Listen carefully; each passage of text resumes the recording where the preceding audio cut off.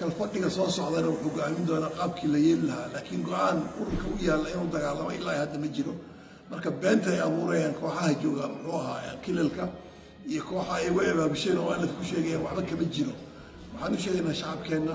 go'aanka dagaalka lagu gelayo iyo nabadda lagu gelayo waxaa iskale hay-adaha ururka waxaa leh odayaasha waxaa iskale muxuu ahaa cuqaasha waxaa iskale shacabka soomaaliyeed marka way jirtaa innagu waan ka hadlaynaa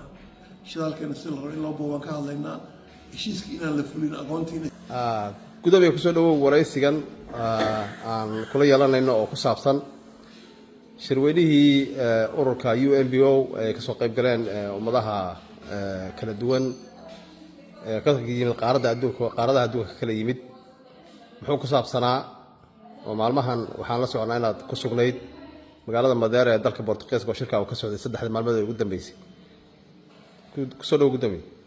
السلام عليكم ورحمة الله وبركاته. مدن حمزة أدم كل سلام يا وحان هجامني وفدي جوحة وما جبهة مدن حرين تغادية وأنا لف أو ويجي مثلا كأنك قريب كلام شر أي قرن قابسي أوروكا UNBO أما أوروكا تديوغا أما خوميدها عن لهين دولة تاسعات كأدونك الكارثيو هو كشيء وضع ururkaas waan ka mid nahay waxaa ka koobay ilaa dhowr iyo konton qowmiyadooda kala duwan ururkaas wuxuu u taagan yahay inuu fursad siiyo qowmiyadahaas oo meelo badan adduunka maaragtay codkooda si u gaarsiiyo marka shirka hadda la qabtay shir muhiimad gaar u ahaa waa shir lagaga hadlayey ka tashiga ummadaha iyo xanibaadada hortaagan iyo sida looga gudbi karo iyo maxaa laga dhaxlay khibradihii badnaa ee sanadihii badnaa soo socday ururkan uu gacan siinayo qowmiyadaha aayahooda ka tashanaya ururkan shirkan wuxuu si gooni ah qiimo ugu lahaa waxaa lagu qabtay Madeira oo Portugal ah saad la socotaan xogayaha qaramada midoobay wuxuu ka yimid Portugal waxaa weeyaan waa nin aad u maskax furan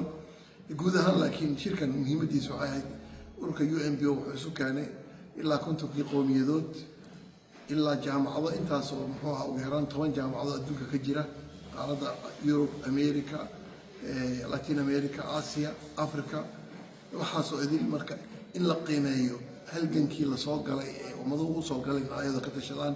xeerka caalamka wuxuu ka qabo meelaha ciladu ka jirto meelaha u baahan in wax laga bedelo qaabka qowmiyadahan halgankooda ay uga mira dhalan lahaayeen waxaa kaloo ka soo qayb galay arday badan oo darista muxuu barata ay ka tashiga ummadaha sidoo kale waxaa ka soo qayb galay hay-adda u dooda hay-adda UN-ka ee u dooda muxuu ahaa dadyooga laga tira badan yahay oo la yidhaahdo minority muxuu ahaa indigenous forum iyo minority forum oo ayaguna aragtidooda ku darsaday guud ahaan marka haddaan ka hadlo jaamacadaha kasoo qayb gala waxaa ka mid ah jaamacadda Oxford jaamacadda Cambridge oo dalka Ingiriiska ah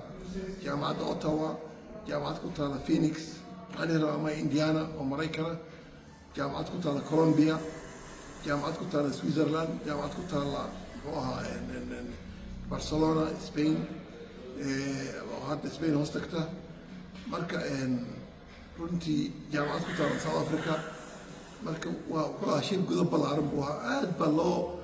loo darsay khibradihii laga helay iyo qowmiyad walba wixii dhib ay la kulantay halgankeeda meeshu maray wax ku soo kordhay hadafka ay leedahay marka jooxa kaale xoog leh ka qaadatay waxaan ku guuleysanay inaan si dhab u sharaxno ilaa waagi Ethiopia ay dhulkeena hamiday qarnigii 1896 markii harar qabsatay way soo dhaafi kari weyday harar ilaa 1935 kadib markuu Talyaanigu wada qabsaday Ethiopia marka Talyaaniga uu ka adkaaday Ingiriis iyo alliance-kii la oran jiray alliance-kii ayaa lagu wareejiyay dalka laakiin weliga Ethiopia xukuumay qabsan namada awoodin dagaaladan galena waan kaga adkaan jirnay qarniyada 19 waan kaga adkaanay xilligii sayidka waa laga adkaaday saad la socotaan muxuu ahaa 63 waan ka adkaanay watii marka ay ku cartay oo yuuda 77diina wataan dacradaqaha marin anagii walaalada Soomaalida wada soconna 23 sano dagaalamayna markii dhikari weeday watii anaga gudaheena hubaysay marka guud ahaan halgankeenu waa halgan ay ka tashi waa halgan gobol doon weeye ujeedadiisa ma gaarin si fiican baan u sharaxnay oo aan la fahormuud oo xilligan oo ka dhaxashay halgamadii badnaa soo socday weli sidii loogu taagan tahay tubti ay ka tashi ummadahaas inay xorriyadooda helaan saad la socotaan oo waxay ku bilaabatay si silmi ah 10 sano kadib waxaa ku xigay markii ay xuquuqdeena diideen oo ay soo weerareen 94 23 sano dagaal socday markii faraha kaga gubteen yaa haddana ogolaadeen aan wada hadalno oo markaa heshiis runtii 6 sano u dambeysay heshiis baan ku joognay laakiin Ethiopia heshiiskii kama indhabayn xabad joojin waxaan ka ahayn markaan ka hadalnayna waxaan maqlaynaa gurbaano badan oo tumiyo la leeyahay oo aan la fay dagaalamaysaa dagaal bii ogeysa waxaa soo idin waxayna ogeyn oo aan la waa urur go-aan ku socday muxuu ahaa urur weeye 1918 golaha dhexe ayaa go'aamiyey si nabadgelyo heshiiska loo galo u baahan tahay maxaa nafta horeyaashii siday u baaba'san yihiin maatidii la laayay xaqooda aan la siinin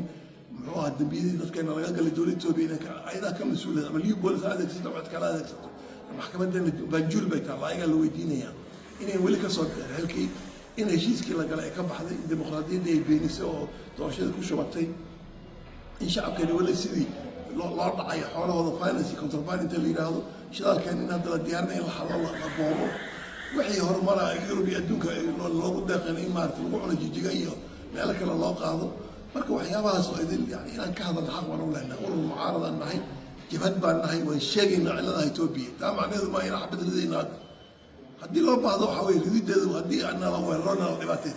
tashi aan ka tashan doona iyo ummaddeena wey laakiin hadda waxaan si cad idinku sheegaa beenta jijiga laga afuufayo iyo meelaha kuway dirsadeen oo maarata waxba garadka ah oo aan la fulin go-aan dagaal ma qaadan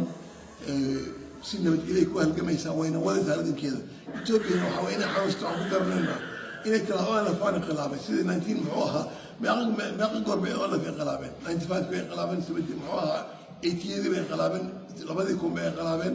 waxbana oga socon waayeen oo aan la urur shacabka Soomaaliyeed baa abuurtay urur maaha hoos yimaada walaa nabe walaa Itoobiya walaa abi walaa Mustafa ma hoos yimaadaan waa urur madax bannaan oo raggii asaasay nool yihiin oo ummadii qaadatay noo shahay 15 milyan oo shacabkeeda taageersan yahay wey marka dadka kullu go-ay hebel baa gudoomiye laga dhigay qalada xaafadiisto waxaan khuraafaadkaas ayaga u taal laakiin alif way halgamaysaa Etoobiyana sankeeda bii ka keenaysaa xaqa shacabka Soomaaliyeed ee u leeyahay ka tashigooda ayagaa iskale wayna meel walbana waan gaarsiinayna bidillah kariim marka shirkan wuxuu ahaa shir guul ah wuxuu ahaa shir runtii istiraatiijiyo cusub lagu degay barnaamijka cusub ee ay ka tashiga loo xoojin lahaa la geeyey meelo badanna waa la gaarsiin doonaa aqoon-yahan badan ba qaadan doona tactikooyinka lagu halgami lahaa sidii silmi loogu halgami lahaa waa laga wada wax badan marka shirkan guul buu ahaa bidillah kariim taa waa dadka fariinta aan u sheegayna shacabkayga been yaa lagin sheegin oo aan laf kuma go-aansan weli dagaalnay rido axmed rido waxaa weeyaan qolo doonaysa dhiigga shacabka inay ku xalaashadaan oo dhibaato geystaan ayaa ku haysa oo laf dagaal bay rideen maadaama ay ku fashilmeen siyaasaddii oo kacdoonno gudahii dalka ay ka jiraan iyo haddayna kuwana marsoon dagaal reedka waa waray annagu si nabadgelyaan u halgamaynaa xafiisyadeen gudaha way furan yihiin xubnaheenna way joogaan shacabka idilba xubnaheenna ah marka waana sheegaynaa odayaashii baa hadlaya oo shacabkii baa hadlaya waa kuwa carruurta yarka ardada xabsiyada lagu laynaya waa kuwii ardada xuquuqda la baabi'iyey jaamacadii la diidan yahay oo la leeyahay ciidan baa hadda laydinka abuuraya in la geeyin maadaama meel baas la geeya la doonayo marka waxaa weeye laakiin shacabkeena maanta u baraarsan alxamdulilah